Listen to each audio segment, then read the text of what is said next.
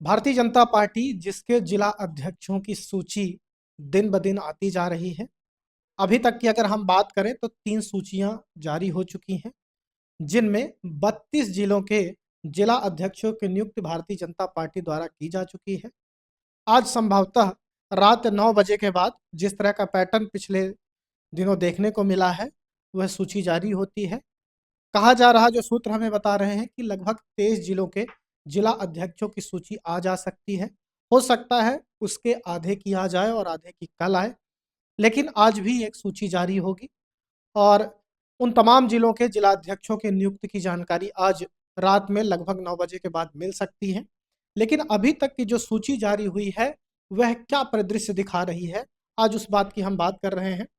चूँकि जब जिला अध्यक्षों की नियुक्ति का मसला चल रहा था, तो इस बात पर ज़बरदस्त तरीके से राजनीतिक गलियारों में चर्चा थी कि इस बार जब जिला अध्यक्षों की नियुक्ति होगी, तो क्या पैटर्न दिखेगा? क्या जो ऊपर बैठा हाई कमान है, उसकी छाप दिखेगी? छत्रपों का महत्व दिखेगा कि नहीं दिखेगा?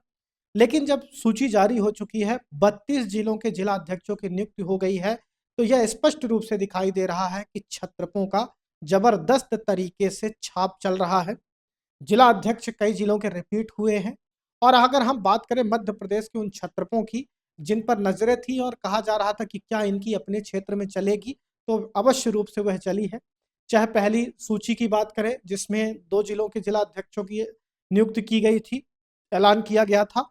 उसमें मुख्यमंत्री मोहन यादव और पूर्व मुख्यमंत्री शिवराज सिंह चौहान की चलती हुई नज़र आई थी।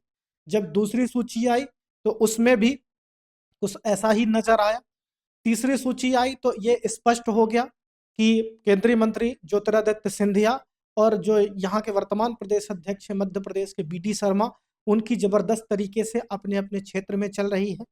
तो यह जब जब सूची 3 जारी हो चुकी है, 32 जिलों के जिला अध्यक्षों की नियुक्ति हो चुकी है, तो स्पष्ट तौर पर यह दिखाई दे रहा है कि छत्रपों का जबरदस्त तरीके से उनके क्षेत्र में जो छाप है, वह चल रही है जिला अध्यक्षों की नियुक्ति पर। लेकिन कुछ चीज़ें चौंकाने वाली भी आई। एक पहली बात जो चौंकाने वाली यह आई है कि जिस तरह से ज्योतिरादित्य सिंधिया का वीटो काम कर गया उनके क्षेत्र शिवपुरी में। एक कार्यकर्ता जो 2020 में उनके साथ शामिल हुए थे कांग्रेस से बीजेपी में, 6 साल पार्टी में आए हुए को ही कहा जाता है बीजेपी संगठन के संविधान के अनुसार कि उसे जिलाध्यक्ष बनाया जा सकता है, लेकिन 4 साल में ही जिलाध्यक्ष बना दिया गया। यानी संविधान को भी ताक पर रखा गया। छत्रपों के का जो दबाव है यहाँ स्पष्ट रूप से और केंद्रीय मंत्री ज्योतिरादित्य सिंधिया का दांव यहाँ चलता हुआ नजर आया।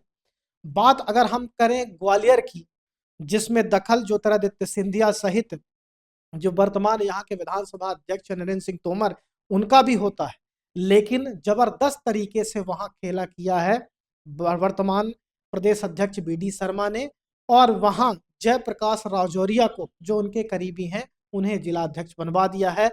यानी 2 की खींचतान में तीसरा फायदा वहां बीडी शर्मा ने उठाया है।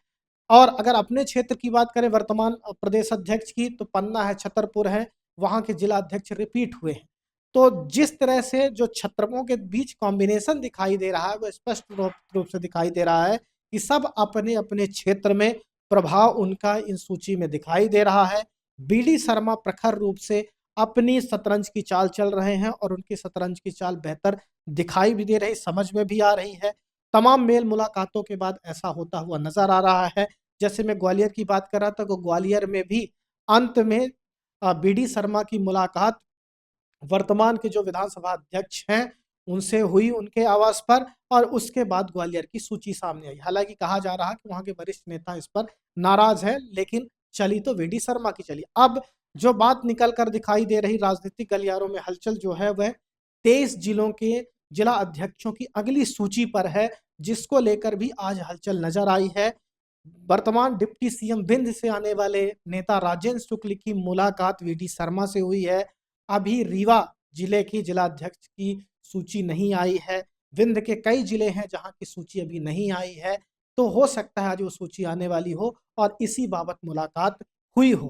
क्योंकि जिस तरह से पिछली बार अगर हम देखें तो बीडी शर्मा के खेमे से जिला अध्यक्ष रीवा जिले के अंदर बने थे। क्या इस बार ऐसा हो पाता है, या कि डिप्टी सीएम का जिस तरह से बाकी छत्रपों के इनके क्षेत्र में चली है, डिप्टी सीएम की चलेगी, यह तो आने वाली सूची ही बताएगी।